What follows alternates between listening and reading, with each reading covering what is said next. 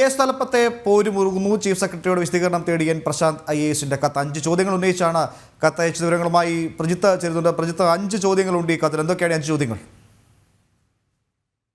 ഉമേഷ്, വളരെ അസാധാരണമായ നീക്കമാണ് എൻ പ്രശാന്തിന്റെ ഭാഗത്തു നിന്നുണ്ടായിരിക്കുന്നത്. സസ്പെൻഷൻ നടപടികളുടെ ഭാഗമായി പ്രശാന്ത് നൽകിയ ചാർജ് മെമ്മോയിൽ ഒരു വിശദീകരണം ചോദിക്കുന്ന രീതിയിലാണ് പ്രശാന്തിന്റെ ഭാഗത്ത് നിന്ന് ഇപ്പോൾ ഇങ്ങനെ ഒരു മറുപടി കത്തുണ്ടായിരിക്കുന്നത്. ഇതിൽ ഏറ്റവും പ്രധാനപ്പെട്ട 5 ചോദ്യങ്ങൾ ഈ കത്തിലുണ്ട്. അത് ഒന്ന്, അല്ലാതെ സ്വന്തം നിലയ്ക്ക് മെമ്മോ നൽകിയത് എന്തിന്? അതോടൊപ്പം തന്നെ സസ്പെൻഷന് മുൻപ് തന്റെ ഭാഗം കേൾക്കാഞ്ഞത് എന്തുകൊണ്ട്? തന്റെ ഫേസ്ബുക്ക് പോസ്റ്റുകൾ ശേഖരിച്ചത് ആര്? ഇത് ഏത് അക്കൗണ്ട് വഴിയാണ് ശേഖരിച്ചത്? അവ വ്യാജമെന്ന് ഉറപ്പുവരുത്തിയിട്ടുണ്ടോ? എന്നിങ്ങനെയുള്ള പ്രധാനപ്പെട്ട ചോദ്യങ്ങളുമായിട്ടാണ് പ്രശാന്തിന്റെ ഭാഗത്ത് നിന്ന് ഇപ്പോൾ ഇത്തരം ഒരു കത്ത് ചീഫ് സെക്രട്ടറിക്ക് നൽകിയിരിക്കുന്നത്. സാധാരണഗതിയിൽ ഉണ്ടാകാത്തൊരു നടപടിക്രമമാണ് എന്ന് നമ്മൾ പറയേണ്ടി വരും. കാരണം ഒരു സർക്കാർ ഉദ്യോഗസ്ഥന് ഏത് തലത്തിലുള്ളതുമായിക്കോട്ടെ, ഇത്തരത്തിൽ ചാർജ് മെമ്മോ നൽകിയാൽ അദ്ദേഹത്തിന്റെ ഭാഗം വിശദീകരിക്കുക എന്നതിനപ്പുറത്തേക്ക് ആ ഉത്തരവ് നൽകിയ ഉദ്യോഗസ്ഥനെതിരെ അല്ലെങ്കിൽ ആ ഉദ്യോഗസ്ഥക്കെതിരെ തിരിച്ച് ചോദ്യങ്ങൾ ഉന്നയിക്കുന്ന ഒരു അസാധാരണമായ സാഹചര്യമാണ് ഇപ്പോൾ എൻ പ്രശാന്തിന്റെ ഈ വിഷയത്തിൽ ഉണ്ടായിരിക്കുന്നത്. അഡീഷണൽ ചീഫ് സെക്രട്ടറി ജയതിലകനെതിരെ അദ്ദേഹം തുടർച്ചയായി നവമാധ്യമങ്ങളോട് നടത്തിയ വിമർശനങ്ങൾ അത് വലിയ വിവാദമായിരുന്നു. ഈ വിവാദത്തിന്റെയൊക്കെ അടിസ്ഥാനത്തിലായിരുന്നു പ്രശാന്തിനെതിരെ ചീഫ് സെക്രട്ടറി നടപടിയെടുത്തത്.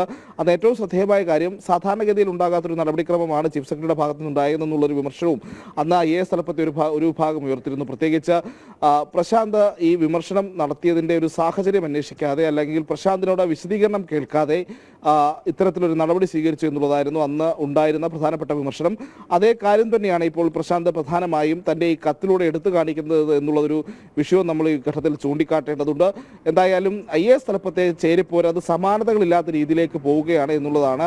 ഈ ഘട്ടത്തിലെങ്കിലും സർക്കാരിന്റെ ഭാഗത്തു നിന്ന് ശക്തമായ ഇടപെടൽ ഉണ്ടാകുമോ എന്നുള്ള ചോദ്യം ബാക്കിയാകുന്നു.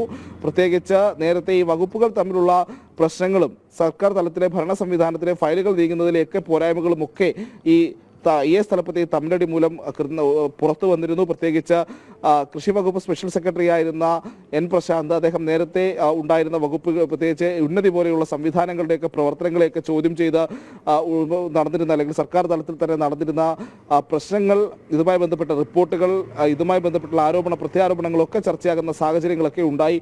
പക്ഷേ അപ്പോഴും പ്രശാന്ത് പൂർണ്ണമായും സർക്കാരിനും ഈ പറയുന്ന IAS തലപ്പത്തെ ഒരു കീഴ്വഴക്കം അല്ലെങ്കിൽ IAS ഉദ്യോഗസ്ഥർക്കിടയിലെ ചില കീഴ്വഴക്കങ്ങളും അവരുടെ നടപടിക്രമങ്ങളും ഒന്നും പാലിക്കാതെയുള്ളൊരു രീതിയിലേക്കാണ് എൻ പ്രശാന്ത് മുന്നോട്ട് പോകുന്നത്. അദ്ദേഹം ഭയരഹിതനായി തുറന്നു പറയുകയാണ് കാര്യങ്ങൾ എന്നുള്ളതാണ് ആദ്യഘട്ടം മുതൽ പറഞ്ഞു വരുന്നത്. അല്ലെങ്കിൽ ആ രീതിയിലുള്ള പ്രശാന്തിന് നവമാധ്യമങ്ങളടക്കം ചില പിന്തുണയും ലഭിക്കുന്നുണ്ട് എന്നുള്ള കാര്യവുമുണ്ട്.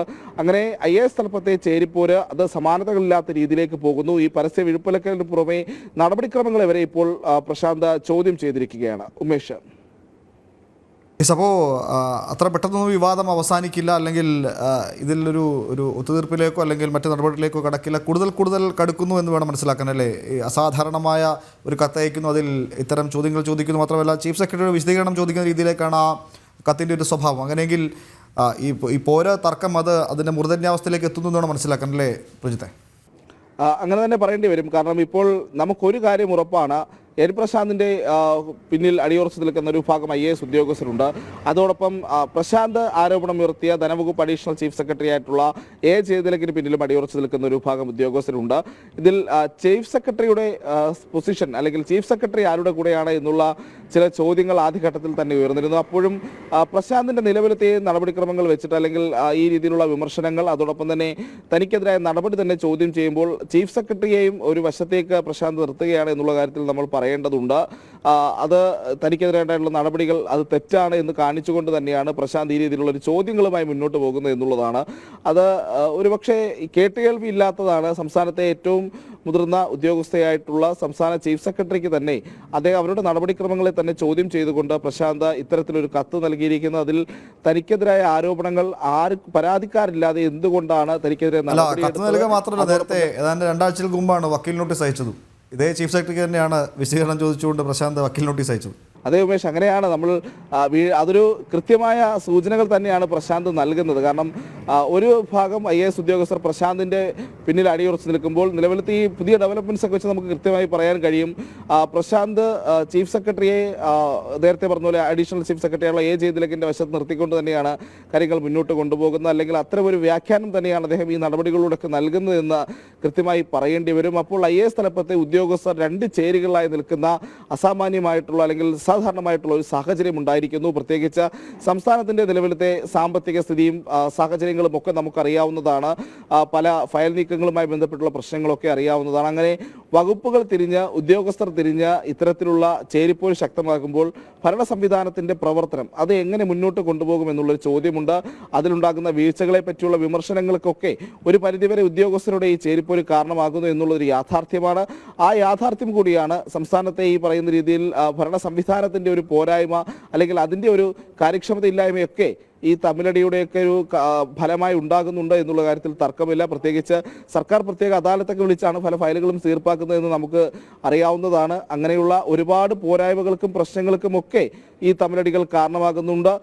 ചീഫ് സെക്രട്ടറി അടക്കമുള്ള ആളുകൾ അല്ലെങ്കിൽ ചീഫ് സെക്രട്ടറി ഏത് രീതിയിലായിരിക്കും ഈ കത്തിന് മറുപടി നൽകുക എന്നുള്ളൊരു ചോദ്യമാണ്, അല്ലെങ്കിൽ അങ്ങനെ ഒരു കൗതുകമാണ് ഇപ്പോൾ ഏറ്റവും ശ്രദ്ധേയമായിട്ടുള്ളത്. ഒരുപക്ഷെ പ്രശാന്തിൻ്റെ കത്തിനെ പൂർണ്ണമായും അവഗണിക്കുന്ന ഒരു സാധ്യതയുണ്ടാകുമോ, അല്ലെങ്കിൽ ഈ കത്തടക്കം വെച്ച് പ്രശാന്തിനെതിരായ കൂടുതൽ നടപടികൾ വേണമെന്നുള്ളൊരു ആവശ്യം ചീഫ് സെക്രട്ടറി ഉന്നയിക്കുമോ എന്നുള്ളത് കാത്തിരുന്ന് കാണേണ്ടതുണ്ട്. അന്ന് നേരത്തെ ഞാൻ വീണ്ടും ആവർത്തിക്കുകയാണ്, പ്രത്യേകിച്ച് അന്ന് പ്രശാന്തിനെതിരായ നടപടിയിൽ പോലും വിശദീകരണം തേടേണ്ട ആവശ്യമില്ല എന്നുള്ളൊരു നിലപാടാണ് ചീഫ് സെക്രട്ടറി സ്വീകരിച്ചത്.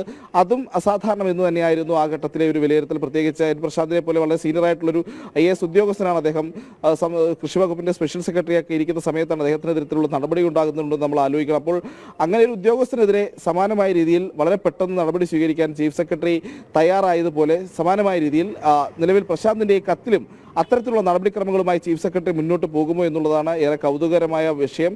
എന്തായാലും പ്രശാന്തിനെതിരെ നടപടി സ്വീകരിക്കാനും പ്രശാന്തിനെ അനുകൂലിച്ചും IAS ഉദ്യോഗസ്ഥർ ഉള്ളതിനാൽ തന്നെ ഇത് ഏത് രീതിയിൽ കലങ്ങി മറിഞ്ഞെത്തുമെന്നുള്ളത് നമ്മൾ കാത്തിരുന്ന് തന്നെ കാണേണ്ടതുണ്ട്.